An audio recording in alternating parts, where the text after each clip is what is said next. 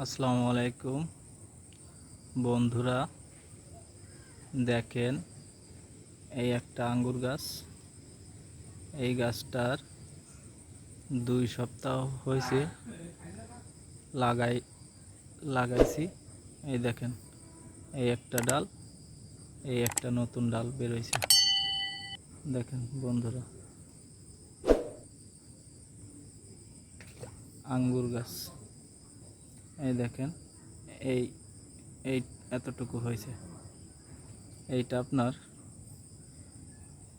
Strawberry ফ্লেভারের লাল আঙ্গুর। Strawberry ফ্লেভারের লাল আঙ্গুর। এই গাছটা সেই লাল আঙ্গুরের চারা। এই দেখেন, এটা হচ্ছে গুটি কলমের চারা। আপনার কাটিং থেকে চারা একজনের কাছ থেকে কিনে আনা হয়েছে। দেখুন।